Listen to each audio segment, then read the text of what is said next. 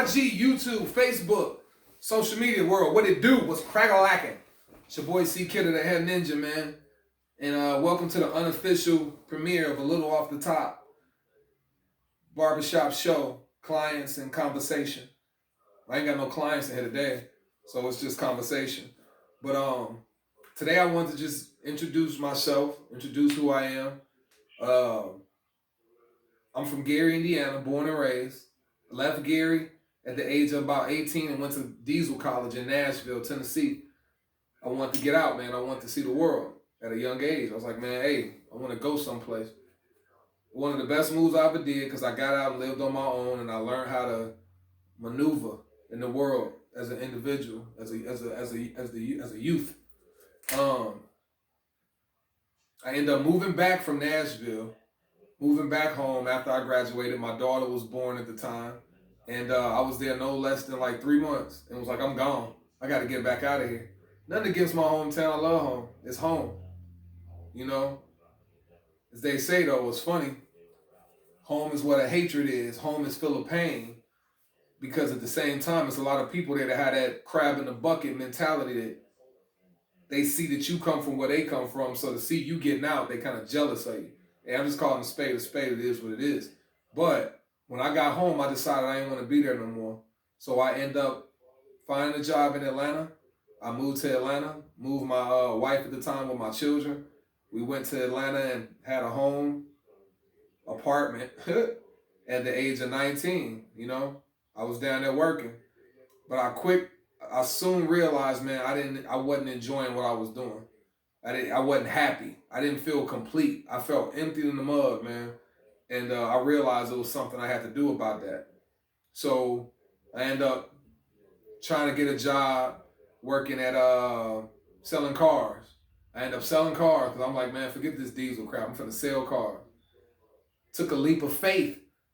I went from diesel mechanic, certified, making money to become a car salesman. Man, I took like a $200 pay cut. I didn't care because I wanted to be happy. The money didn't matter to me.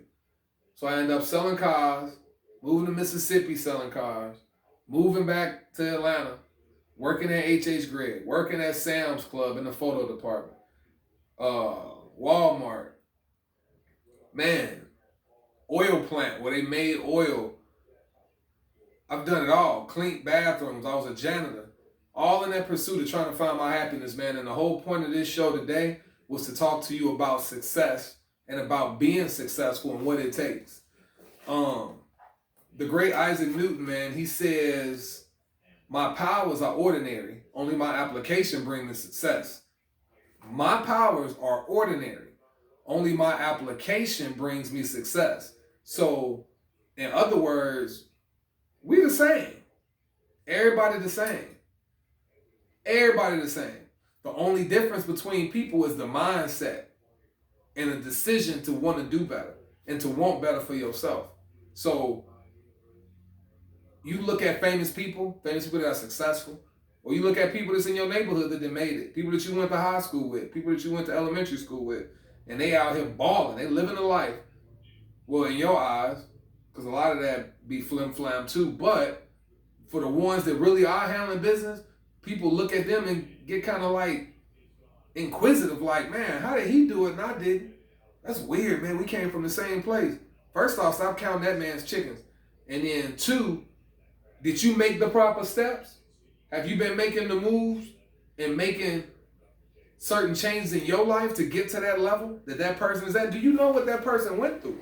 Do you know what that person had to endure? Do you know how much that person sacrificed? No. But I can tell you this much. They did a little something better than what you did. They did it. They made moves. So they did something right. What it is, talk to them about it. Maybe they'll tell you, but they made moves. It was something I wanted to find. I wanted to share with you. Setting your mind to be positive. Woo! That's one of the hardest things I think even I endure. Is setting my mind to be positive, man. Because sometimes it's like you go through things where you just like, man, I don't see me pulling through this. I don't see good coming from this. I don't see this situation turning out better for me because of what you see. But if you set your mind to be positive, wake up every day and just believe that something good gonna happen that day. The only difference between a good and a bad day is what? Attitude. I learned that from somebody a long time ago. The way that you have your outlook on life determines everything. And the input, what you put into it, is gonna determine what you gonna get from it. That's just like going to the gym. What you put in the gym is what you're gonna get out of it. You ain't just gonna walk in the gym and think, bam, I'm here. Just because I walked in the door, I'm gonna have muscles. I'm gonna be the swollest cat out here in these streets. No, you gotta put in some work. So put in that work. Powers is ordinary. My application brings me success. I've been talking about doing a barbershop talk show for about 7 months or more. Finally, I started just realizing that it's time to put these things together and make these moves. Tired of talking. Talk is cheap. So when I decided to block out all the distractions, oh my God, there's so many distractions. So many distractions. You gotta find a way to block them distractions out, man. Tunnel vision. Once I started blocking them out, so many different things, man. Relationships, finances, social media, internet, so many different things that could just block your mind. But when I started blocking those things out and focusing, I put together a plan. I went and got me a book. I started writing down my topics for my show. I started meeting people and talking with people and taking notes, recording people. I started looking for equipment so that I can start filming. This beautiful contraption I have here, y'all can't see it. It's like a tripod. It's got a light on it. It's dope. And I thank my boy Eric for letting me get that. He worked with me. He saw the vision and said, I support you. I got you. Shout out to Torres Films. Just the way that the stars lined up, he filmed this for me. He put it together for me. Not this conversation, but my intro. If you haven't seen it, you guys see it. It's dope. Shout out to Torres Films. And it came together. I reached out to a producer from Germany. His name was Hydrogeny. He had a cold song on Spotify. And I'm like, man, that song will go hard with my doggone TV show, man. That'll be cracking.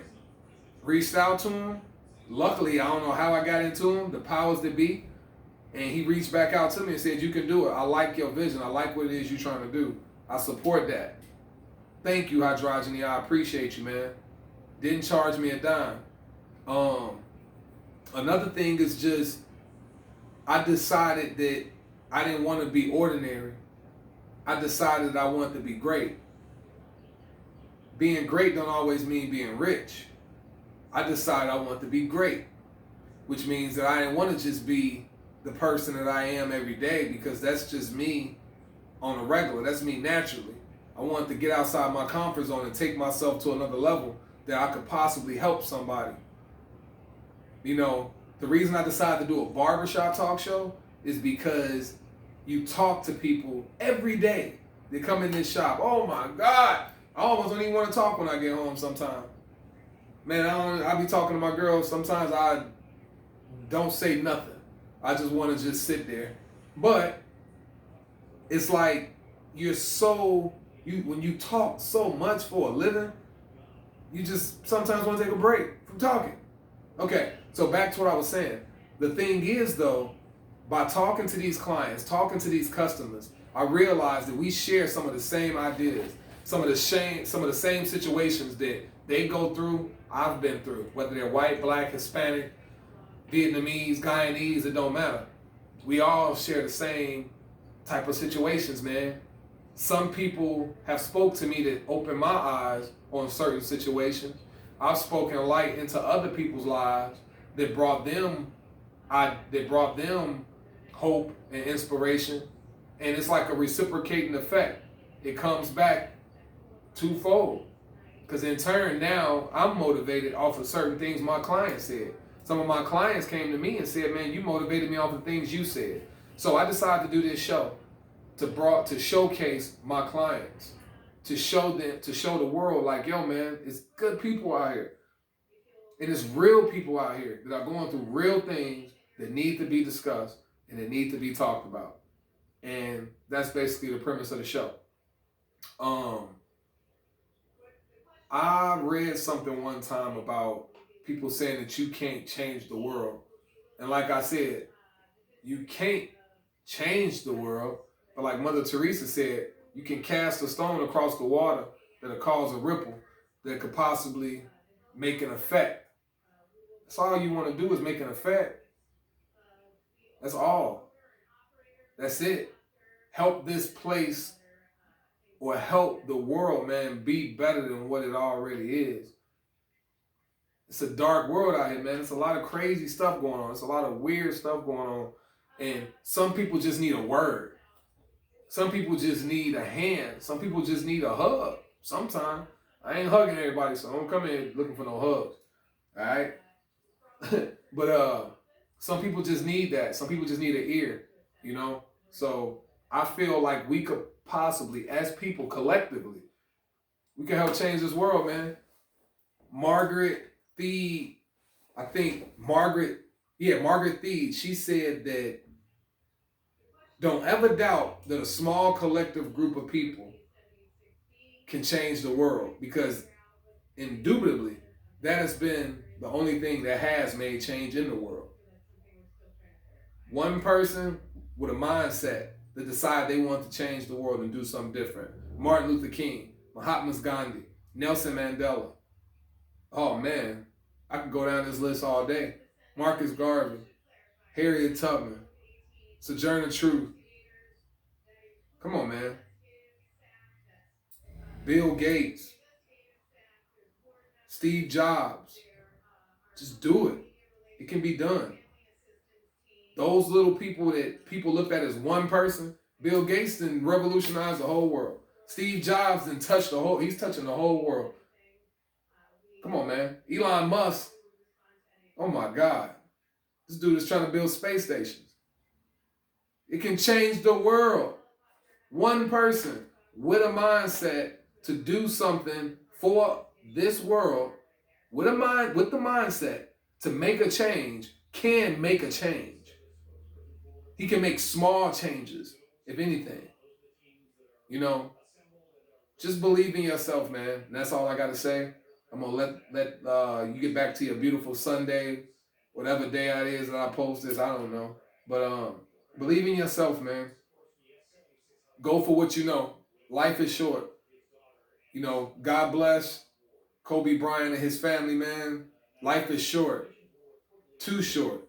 You don't get a second shot at this. This ain't no dress rehearsal. You don't get a second go round. Nah, you get one time. One time. So why waste your time? Why waste your time not being effective, being ineffective? Get out there and make some moves, man. Get out there and change your life. Live the life that you choose to live. Live your best life now. Not later, now. Because later is never promised. And with that, on that note, peace out. Shalom. Thanks for tuning in.